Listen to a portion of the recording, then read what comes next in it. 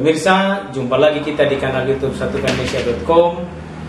Saluran berita pemersatu Indonesia pada hari ini Jumat tanggal 13 Januari 2023 dengan saya Marulitua Silaban untuk mengulas berita menarik tentang pemirsa, akankah sikap KPU berbeda saat judicial review Undang-Undang Nomor 10 Tahun 2008 dengan Undang-Undang Nomor 7 Tahun 2017 terkait dengan proporsional terbuka, atau dengan kata lain, kita menantikan sikap KPU di Mahkamah Konstitusi dalam uji materi terkait dengan sistem proporsional terbuka. Pemirsa, sebelum kita lanjutkan, kita minum air mineral dulu biar tetap sehat dan segar. Pemirsa, berita ini menarik, adalah sangat relevan berkaitan dengan telah berakhirnya prahara atas pernyataan Ketua Komisi Pemilihan Umum yang mewacanakan adanya perubahan sistem pemilu pada pemilu 2024 dari sistem proporsional terbuka menjadi proporsional tertutup.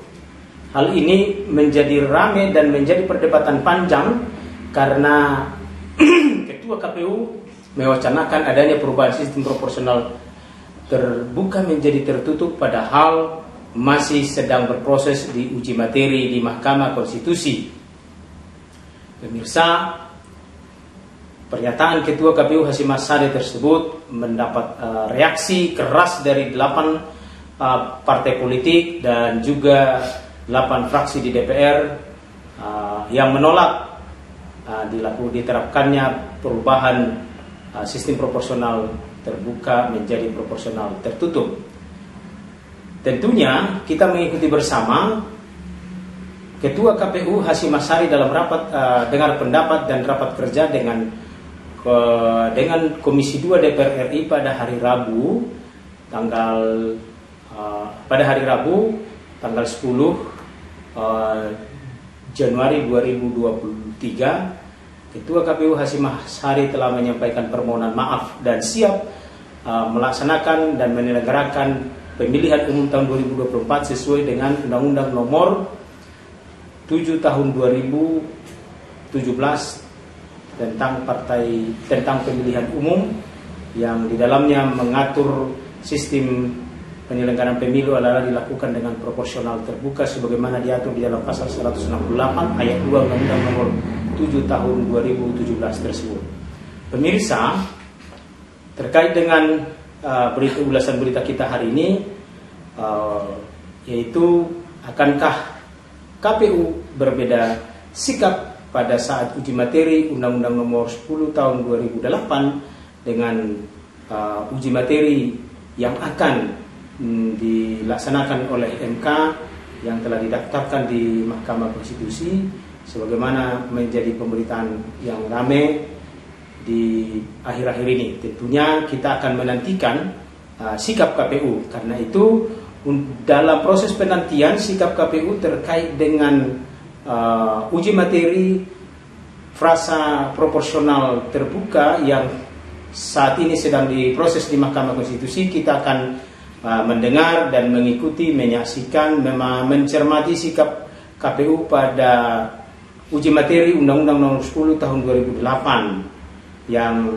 dimana Undang-Undang Nomor 10 Tahun 2008 itu mengatur sistem proporsional tertutup, dan berdasarkan uji materi Undang-Undang Nomor 2224 PUU angka Romawi 6 2008, Mahkamah Konstitusi memutuskan penyelenggaraan pemilu dengan sistem proporsional terbuka.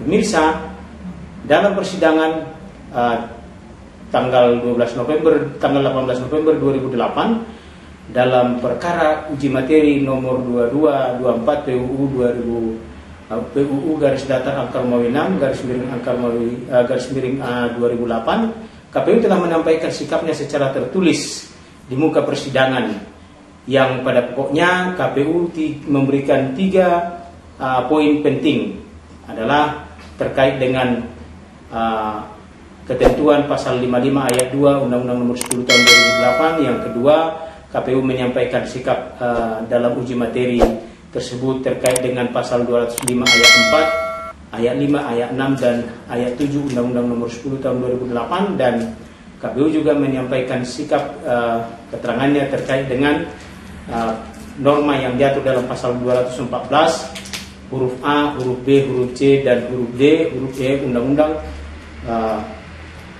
Nomor 10 Tahun 2008. Pemirsa, adapun yang menjadi keterangan Komisi Pemilihan Umum terkait dengan ketentuan pasal 55 ayat 2 Undang-Undang Nomor 10 Tahun 2008 dalam uji materi Undang-Undang Nomor 10 Tahun 2008 itu disampaikan dalam persidangan, yaitu pertama, dalam konteks implikasi teknis penyelenggaraan terhadap pasal 55 ayat 2 Undang-Undang Nomor 10 Tahun 2008, Peraturan Komisi Pemilihan Umum Nomor 18/2008 telah mengatur tentang tata cara pencalonan anggota DPR, DPD, DPRD Provinsi, dan DPRD Kabupaten Kota. Lalu yang kedua, berdasarkan ketentuan akuo, maka Peraturan KPU Nomor 18 Komisi Pemilihan Umum 2008 tentang tata cara pencalonan anggota DPR, DPD, DPRD Provinsi, dan DPRD Kabupaten Kota seluruhnya mengacu pada butir pasal 55 ayat 2, dan sejauh ini Komisi Pemilihan Umum dalam penetapan daftar calon tetap pada tanggal 31 Oktober 2008 di semua tingkatan baik DPR, DPRD, dan DPRD Provinsi, Kabupaten Kota secara konsisten menerapkan pasal 55 ayat 2 tersebut dalam daftar calon tetap. Bahkan secara lebih khusus, Komisi Pemilihan Umum secara umum memberikan penekanan yang lebih tajam terhadap ketentuan bahwa manakala partai politik tidak memenuhi kuota 30% perempuan yang diamanatkan dalam pasal 55 ayat 2, maka berapapun jumlah minimal calon perempuan yang ada diserahkan oleh partai politik dari syarat minimal tersebut. Perempuan dimaksud calon anggota legislatif dengan jenis kelamin perempuan wajib diletakkan pada nomor urut kecil dari ketentuan itu. Lalu poin ketiga, oleh karena ketentuan undang-undang dan peraturan Komisi Pemilihan Umum tidak memberikan sanksi hukum kepada partai politik kalau tidak menyerahkan kurang dari 30%, manakala perempuan calon dari partai politik ternyata menyerahkan hanya satu calon perempuan saja dalam syarat minimal seharusnya 4, maka Peraturan Komisi Pemilihan Umum Nomor 18 telah menegaskan bahwa seorang calon perempuan yang diserahkan 74 diserahkan tersebut dari ketentuan seharusnya 4 itu wajib diletakkan pada nomor urut terkecil. Artinya minimal nomor urut 3 tidak di nomor urut 6, juga tidak di nomor urut 9, dan tidak juga di nomor urut 12. Itulah makanya setiap di nomor urut 3 perempuan diletakkan menjadi nomor caleg urut nomor 3. 4. Secara teknis di tingkat pelaksanaan oleh Komisi Pemilihan Umum tidak ada hambatan yang berarti. Pemirsa, dari 38 partai politik peserta pemilu pada 2004 secara rata-rata seluruhnya ada di atas 33% pemenuhan keterwakilan perempuan. Pemirsa, dalam keterangannya Komisi Pemilihan Umum menyampaikan dari 38 partai politik peserta pemilu tahun 2004 hanya 4 partai politik yang kotanya di bawah 33%. Itu pun dengan angka yang mendekati 30%. Sebetulnya itu sekitar angka 27 sampai 29. Menurut KPU, jadi kuota 30% sebagaimana diamanatkan dalam undang-undang dapat disimpulkan telah dilaksanakan hampir seluruh partai politik peserta pemilu tahun 2004. Lalu yang berikutnya, sikap KPU terkait dengan pasal 205 ayat 4, ayat 5, ayat 6 dan ayat 7 Undang-Undang Nomor 10 2008 yang dimohonkan oleh pemohon adalah KPU menyampaikan sebagai berikut. 1. Berkaitan dengan pasal 205 ayat 4, ayat 5 dan ayat 6, ayat 7 dan ayat 7 Undang-Undang Nomor 10 2008, sejauh ini peraturan Komisi Pemilihan Umum dimaksud sedang digarap oleh Komisi Pemilihan Umum. Lalu yang kedua, bahwa berkenaan dengan implementasi dari pasal 205 berdasarkan hasil diskusi dan perdebatan di Komisi Pemilihan Umum, maka substansi dari pasal 205 yang diatur dalam Undang-Undang Nomor 10 Tahun 2008 menurut KPU memberikan relatif keadilan lebih baik dibanding dengan Undang-Undang Nomor 12 Tahun 2003. Karenanya KPU berpendapat ketika sisa suara ditarik ke provinsi, maka nilai satu kursi yang nanti akan ditetapkan oleh KPU itu cenderung lebih representatif atau langkahnya lebih tinggi dibandingkan dengan nilai kursi yang dibagi habis di tiap dapil. Artinya satu kursi ditarik ke provinsi secara kuantitas jumlah pemilih yang terwakili memang jauh lebih tinggi dibanding dengan ketentuan undang-undang sebelumnya inkasu di dalam Undang-Undang Nomor 12 Tahun 2003. Ketiga, Komisi Pemilihan Umum mencanangkan dalam membuat peraturan yang akan mengalokasikan kursi dimaksud kepada calon dari dapil yang memperoleh suara terbanyak dari dapil-dapil yang dikumpulkan itu. Dengan pendekatan itu, maka dua asumsi yang akan dibangun bahwa nilai kursi menjadi lebih tinggi dibanding dengan nilai sebelumnya, dan representasi keterwakilan calon itu dengan konstituennya juga didekati akan bisa terjawab dengan pendekatan semacam itu. Lalu pemirsa, keterangan KPU yang terakhir terkait dengan uji materi Undang-Undang Nomor 10 Tahun 2008 terkait dengan prasa proporsional tertutup pada masa itu. 214 huruf A, huruf B, huruf C, huruf D, dan huruf E secara teknis di lapangan tidak ada persoalan yang cukup signifikan. Artinya dalam pembagian alokasi kursi untuk calon terpilih DPRD provinsi dan DPRD kabupaten kota sebagaimana diatur dalam pasal 214 huruf A, huruf B, dan huruf C termasuk untuk Dewan Perwakilan Rakyat, maka KPU akan secara konsisten melaksanakan ayat demi ayat dalam pasal-pasal tersebut, sehingga sejauh ini dalam rancangan peraturan yang sedang dibahas oleh KPU tidak ada persoalan yang cukup signifikan berkenaan dengan implementasi pasal 214 Akuo 2. Secara teknis sebetulnya untuk pelaksanaan pasal 218 antara pasal 214 dengan pasal 218 penggantian calon terpilih secara teknis sebetulnya teknis yuridis tidak ada persoalan bagi KPU. Artinya manakala kemungkinan parpol yang bersangkutan secara internal menetapkan suara terbanyak, pemirsa, di sini KPU sudah menyampaikan bahwa manakala kemungkinan partai politik yang bersangkutan secara internal menetapkan suara terbanyak, maka secara tidak langsung sebenarnya ruang itu sepertinya mendapat tempat di pasal 218, walaupun ketentuan menyangkut suara terbanyak yang menjadi kesepakatan internal partai politik tidak mengikat Komisi Pemilihan Umum. 3. Ketika proses penggantian calon terpilih terjadi menurut pasal 218, ada salah satu dari 4 syarat saja terpenuhi, maka bisa diganti. Yaitu pertama, calon itu meninggal. Kedua, calon itu mengundurkan diri dibuktikan dengan surat pengunduran diri dan penarikan yang diberikan oleh partai politik. 3. Terkena pidana pemilu. Dan yang terakhir, seorang yang akan terpilih itu bisa diganti karena tidak memenuhi syarat calon. Lalu poin keempat, keterangan KPU menyatakan terkait dengan uji materi dia dalam pasal 214 Undang-Undang Nomor 10 Tahun 2008. KPU menyatakan manakala salah satu dari 4 tersebut terpenuhi, maka partai politik mengirim surat ke KPU untuk melakukan penggantian dan kemudian KPU melakukan verifikasi.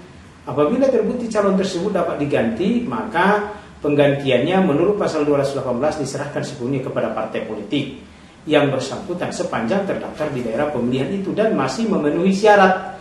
Artinya di poin 4 ini KPU telah memberikan sinyal untuk adanya peluang bagi seorang calon yang memperoleh suara terbanyak untuk ditetapkan menjadi anggota terpilih, tentunya dengan persyaratan partai politik yang melakukannya. Lalu yang kelima, berdasarkan pemahaman KPU pada saat penggantian calon terpilih tidak lagi melihat nomor urut. tidak lagi melihat berapa persentase suara yang diperoleh ketika pemilihan umum, sepenuhnya tergantung pada partai politik yang nama didorong sepanjang ada di dapil itu. Artinya KPU memberikan peluang atau memberikan pemaknaan seseorang dapat ditetapkan menjadi calon terpilih sepanjang diusulkan oleh partai politik di daerah pemilihan yang sama dan tentunya memenuhi syarat. Lalu dalam perspektif inilah sebenarnya secara implisit kita jika kemudian partai politik mendorong suara terbanyak maka ruang itu menjadi terbuka. Pemirsa, di poin 6 ini KPU telah menyampaikan opsi bahwa dalam perspektif inilah sebenarnya secara implisit jika kemudian partai politik mendorong suara terbanyak maka ruang itu menjadi terbuka. Tetapi ketika KPU menetapkan bukan bahasanya karena suara terbanyak, tetapi karena memang calon inilah menurut pasal 218 yang diminta mengganti calon penggantinya. Lalu poin ke-7 bahwa berdasarkan pengalaman tahun 2004 dan prediksi tahun 2009 akan menimbulkan persoalan cukup serius menyangkut masalah stabilitas politik di tingkat lokal ketika kemungkinan problem-problem internal partai politik menyangkut suara terbanyak dan seterusnya itu menimbulkan masalah secara politis pada calon yang akan diganti maupun calon yang akan menggantikan. Artinya kepastian hukum menyangkut persoalan ini secara yuridis sebetulnya sangat jelas, tetapi secara politis patut diduga akan menimbulkan persoalan tersendiri di tingkat lapangan. Pemirsa, terhadap keterangan dan sikap Komisi Pemilihan Umum, maka Mahkamah Konstitusi dalam putusannya dalam perkara nomor 22/24/PUU _Angka-Romawi 62/2008 tanggal 23 November 2008. Pada bagian konklusi, Mahkamah Konstitusi menyatakan bahwa secara teknis administratif pelaksanaan putusan mahkamah diyakini tidak akan menimbulkan hambatan yang pelik karena pihak terkait dalam hal ini Komisi Pemilihan Umum pada sidang pleno di Mahkamah Konstitusi tanggal 12 November 2008 menyatakan siap melaksanakan putusan mahkamah jika memang harus menetapkan anggota legislatif berdasarkan suara terbanyak. Pemirsa, kita saksikan sikap dan keterangan Komisi Pemilihan Umum dalam perkara uji materi prasa proporsional terbuka yang diatur dalam pasal 168 ayat 2 Undang-Undang Nomor 7 Tahun 2017 tentang pemilihan umum yang saat ini sedang dimohonkan dan berproses di Mahkamah Konstitusi. Pemirsa, akankah sikap KPU berbeda saat judicial review Undang-Undang Nomor 10 Tahun 2008 dengan Undang-Undang Nomor 7 Tahun 2017 terkait dengan sistem proporsional terbuka? Dengan kata lain, menanti sikap Komisi Pemilihan Umum di Mahkamah Konstitusi dalam uji materi terkait dengan proporsional terbuka. Pemirsa, mari kita dukung dan wujudkan pemilu terlaksana berdasarkan asas umum, langsung, bebas, rahasia, jujur, dan adil sebagaimana telah ditentukan di dalam pasal 2 Undang-Undang Nomor 7 Tahun 2017 tentang pemilihan umum. Saya Maruli Tua Silaban, pimpinan mempersatukan.indonesia.com, undur diri dari hadapan ibu bapak sekalian. Pemirsa, jangan lupa like dan subscribe ya pemirsa. Satukan.indonesia.com, saluran berita pemersatu Indonesia. Salam sehat, tetap semangat, jaga kesehatan, tetap waspada. Salam persatuan. Satukan.indonesia.com, saluran berita pemersatu Indonesia. Indonesia maju, Indonesia sejahtera. Terima kasih. Pemirsa, sebelum kita akhiri, minum air mineral dulu biar tetap sehat dan segar. Terima kasih.